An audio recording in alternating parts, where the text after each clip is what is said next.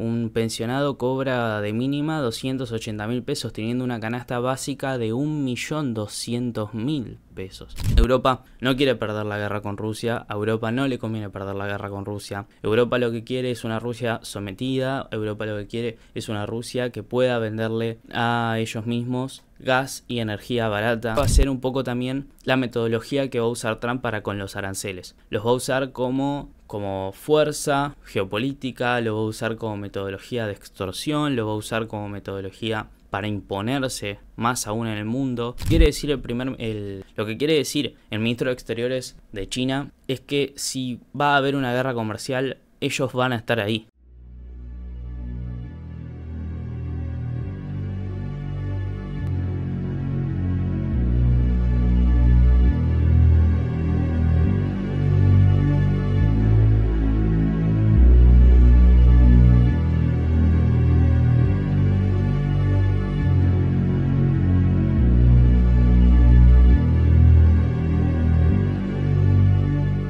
Proyecto 2025 con Joaco Escolar. Bueno, bienvenidos a esto que es Proyecto 2025. Hoy estamos con lo que viene siendo el primer programa después de aquel episodio piloto que saqué hace más o menos ya 2 semanas. Hoy en esta primera emisión ya directamente oficial vamos a estar hablando de 4 noticias importantes que pasaron esta semana, como es la marcha de jubilados en la Argentina. Vamos a estar hablando de una posible nueva guerra comercial que inició Estados Unidos. Vamos a estar hablando de la posible tregua entre Rusia y Ucrania y vamos a hablar de la situación en Siria con los alawitas. Iniciemos en Argentina, donde como todos los miércoles hace ya un tiempo, los jubilados salieron a reclamar por una mejora salarial en las inmediaciones del Congreso. La particularidad de esta ocasión es que había sido acompañada por distintos hinchas de clubes de fútbol argentinos que hicieron el aguante para los jubilados que eran reprimidos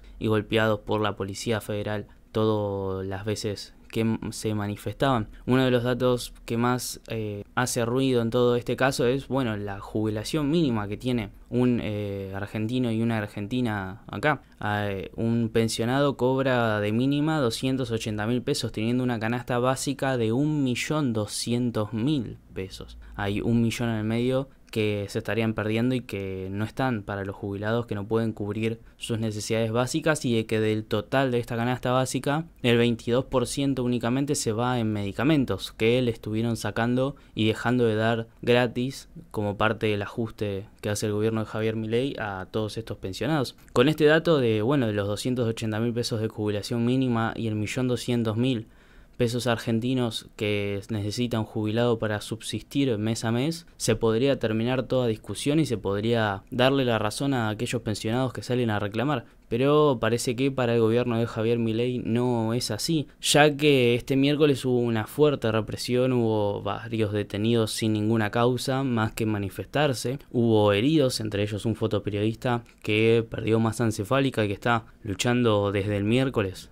por su vida, que recibió un disparo de una lata de gas lacrimógeno. Un gas lacrimógeno que se tiene que tirar hacia arriba para que caiga, y de igual manera a los que van a recibir la lata puedan ver el trayecto y dispersarse de ella. Bueno, acá tiraron directamente hacia su cabeza. Varios datos de toda esta manifestación: hubo 124 detenidos en total, hubo 20 manifestantes heridos. Yo aseguro que son muchos más, no 20 como estos son datos del Ministerio de Seguridad de la Nación. Hubo 26 policías heridos según este ministerio, y hay algo que hizo el gobierno para deslegitimizar toda esta manifestación del miércoles, que fue decir que acá había barra bravas, acá había miembros delictivos de los clubes de fútbol de los que fueran sus hinchas con sus camisetas, cosa de deslegitimizar todo este reclamo de los jubilados y decir acá había delincuentes, no había ningún jubilado, como se escuchó decir a gente del gobierno nacional, y cosa que es mentira, porque barra brava no hubo ninguno. Las barras no van a estar acá, las barras no van a ir a regalarse, a aparecer en televisión con todas las cámaras que había, a que sean fotografiados,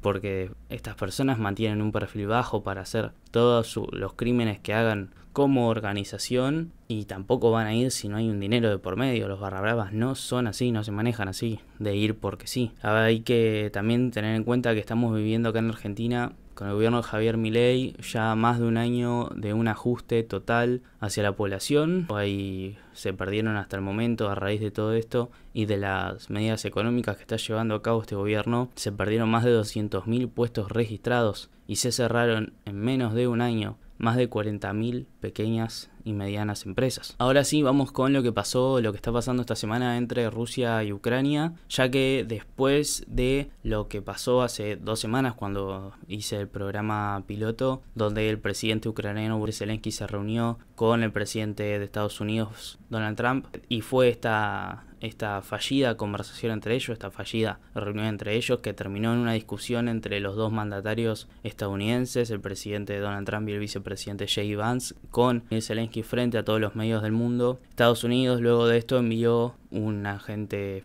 especial, un enviado especial a Kiev y a Moscú para mediar entre ellos y así llegar a un cese al fuego. Lo que pasó también es que hubo 24 horas donde Estados Unidos le retiró toda la ayuda militar a Kiev para que de cierta manera vea lo que pasaría si no acepta las condiciones que Estados Unidos pone, porque es lo que dijo Donald Trump. Si Ucrania no acepta las condiciones que Estados Unidos pone, yo voy a cortarle toda la ayuda militar, toda la asistencia militar, y esto es lo que va a pasar. Ya lo hizo, Moscú atacó distintas zonas de manera muy fuerte de Ucrania sin la ayuda de Estados Unidos, y ahí Zelensky tuvo que recular, tuvo que decir, bueno, también voy a aceptar las condiciones de Estados Unidos porque si no, no me queda de otra más que seguir perdiendo territorios. Zelensky aceptó esta oferta del enviado especial de Estados Unidos de una tregua por 30 días con Rusia, pero por su parte Putin dijo que estaba de acuerdo pero que no le iba a aceptar. Que no le iba a aceptar si no había condiciones que él iba a poner,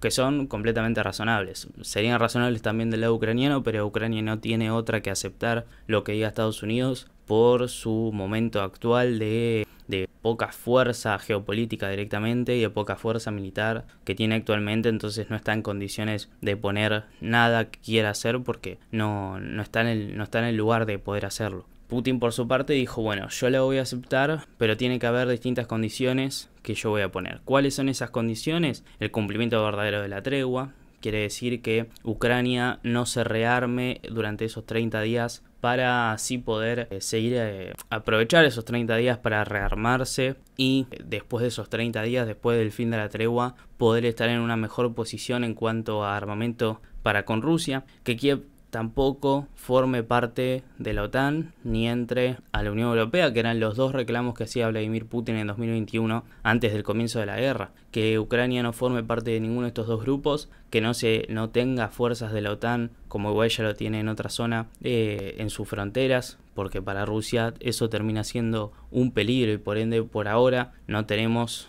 una paz entre Rusia y Ucrania porque Putin tampoco aceptó esta oferta del enviado especial de Estados Unidos. Hay algo que me preocupa bastante en esta situación entre Estados Unidos, Ucrania y Rusia, y es el rol de Europa con todo esto. ¿Por qué? ¿Qué quiere hacer Europa ahora con esta situación entre Rusia y Ucrania? En un principio se había quedado afuera y por ahora lo está, afuera de todo tipo de negociación entre ambas partes del conflicto, ya que quien había tomado el rol de mediador había sido Estados Unidos por su buena relación con Vladimir Putin desde la llegada de Donald Trump al poder en Estados Unidos y su situación de máximo aliado militar con Ucrania. Esa posición lo deja a Estados Unidos como alguien que puede negociar entre ambas partes sin ningún problema, cosa que Europa no tiene por su mala relación con Putin y su buena relación con Volodymyr Zelensky. Lo que está haciendo Europa para no quedarse afuera de toda esta negociación es, como ya dijo Ursula von der Leyen, que es la líder de la Unión Europea, es rearmar a Ucrania para que siga en combate. Rearmar a Ucrania para que siga habiendo este conflicto, se alargue y ver si puede darse vuelta a la situación y Rusia quedar ya sometida por Ucrania y Europa, cosa que por ahora se ve poco posible. Lo que planea Europa es darle 800.000 millones de euros a Ucrania en ayuda militar para que pueda seguir batallando. Algo que igual es muy poco, a pesar de ser un monto enorme, es muy poco con respecto a lo que daba Estados Unidos, que por ahora llevaba dando 300 billones de dólares en ayuda militar a Kiev. Europa no quiere perder la guerra con Rusia, a Europa no le conviene perder la guerra con Rusia. Europa lo que quiere es una Rusia sometida, Europa lo que quiere es una Rusia que pueda venderle a ellos mismos gas y energía barata, razón por la cual cuando Rusia corta todo este tipo de suministros y envíos a Europa, Europa entra en crisis porque se estaban quedando sin gas y se les venía el invierno, se estaban quedando sin energía y se venía el invierno, y eran momentos completamente de tensión para todos los gobiernos de Europa que no podían poseer este suministro y tuvieron que ir a comprarla a otro lado muchísimo más cara. Algo que, bueno, como no le conviene a Europa tener gas y energía cara, lo que necesita es una Rusia sometida para que le venda gas y energía barata. Una de las cosas que propuso la primera ministra de Italia, Giorgia, también es ampliar la protección de la OTAN a Ucrania sin la necesidad de que este mismo forme parte de la organización y la alianza militar. Algo que podría también, si vamos a dar una hipótesis completamente extremista, podría terminar mucho peor de lo que estaría haciendo ahora, que estamos al borde de una tregua por 30 días, y agravar aún más el conflicto. Algo que para mí es lo que quiere verdaderamente Europa, agravar este conflicto, que siga, y ver si en alguna de esas posibilidades Rusia termina siendo la sometida y no Ucrania y Europa como vienen siendo ahora. Este es el boletín informativo de la semana.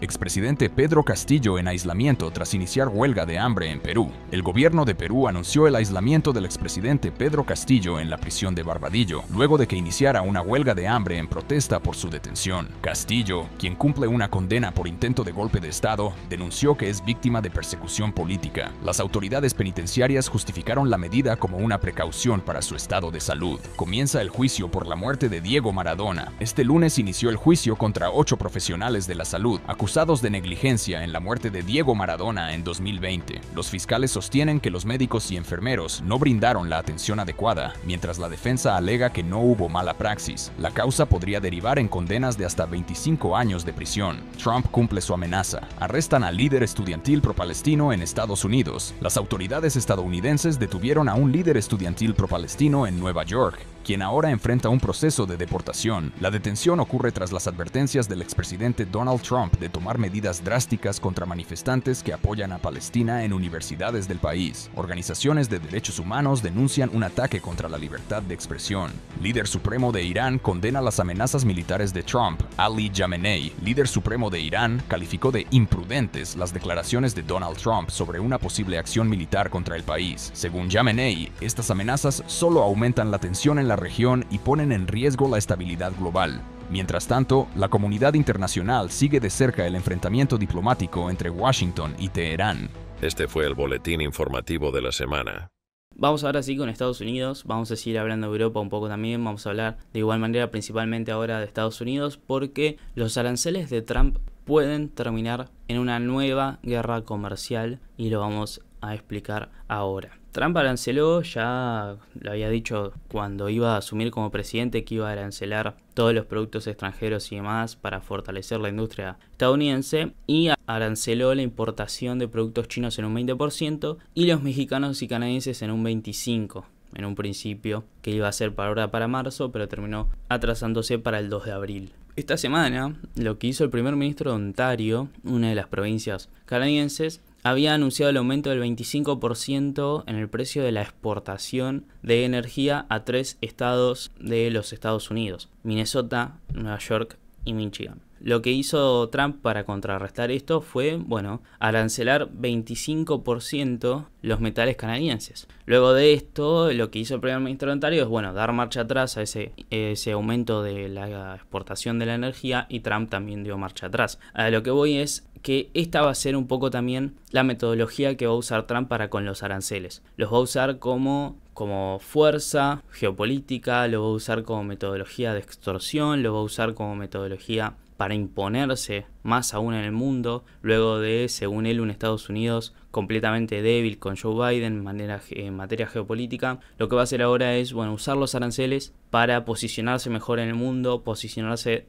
con poder en el mundo, porque el mercado estadounidense es completamente grande y es completamente consumista la gente en Estados Unidos, por lo que de un producto te compra 10 unidades sin necesidad de tener 10 unidades de ese producto. Entonces lo hace así al mercado interno de Estados Unidos muy, muy favorable a todas las empresas que vayan a poner sus productos ahí. Por eso a nadie le conviene que sus productos en Estados Unidos salgan un 25 o un 20% más caro, porque no lo van a comprar. Sin embargo, acá es donde viene lo complicado de todo esto, porque más allá de que Estados Unidos haya o amenace a México y a Canadá con poner aranceles a sus productos, algo que tampoco le conviene a Trump, porque verdaderamente esas dos economías, las tres economías, si tomamos los tres países de América del Norte, están completamente ligadas, están muy ligadas. Son dos países, Canadá y México, que tienen un tratado de libre comercio con Estados Unidos. Entonces ponerle aranceles es también perjudicarse a ellos mismos, y esto lo puedes ver en la industria automotriz, donde se hacen las cosas se hacen en China, pero se ensamblan en México, y de México se vende el auto hecho en Estados Unidos. Y ese auto va a salir más caro porque viene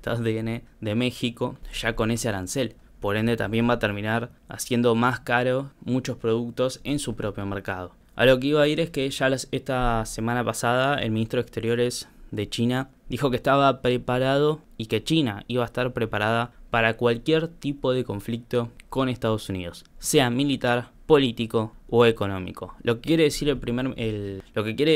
el ministro de Exteriores de China es que si va a haber una guerra comercial, ellos van a estar ahí, y que si va a haber una guerra comercial, China no se va a dejar pisar. Por ende vamos a tener probablemente en un futuro una nueva guerra comercial como pasó en 2018 entre Estados Unidos y China, pero ahora con una China que ya abiertamente dice vamos a estar ahí y la vamos a ganar. Y esto puede encarecer los costos y los productos de todo el mundo en distintas economías, en distintas situaciones de cada país individualmente, y por ende lo que se puede ver con todo esto es que la situación va a seguir siendo complicada a nivel geopolítica con Donald Trump, que prometió la paz mundial, no solo en Europa, no solo en Medio Oriente, sino ahora con China también de manera económica. Vamos ahora sí con el último tema de este episodio. Vamos a ir ahora a Medio Oriente. Vamos a hablar de los alawitas en Siria, en lo que está pasando en Siria después de que Al-Golani haya tomado el poder después de los gobiernos de Bashar al-Assad. Esta semana grupos armados alawitas, que es una rama minoritaria del Islam que representa el 10% de la totalidad de los musulmanes, que responden aún así también a Bashar al-Assad, a pesar de él estar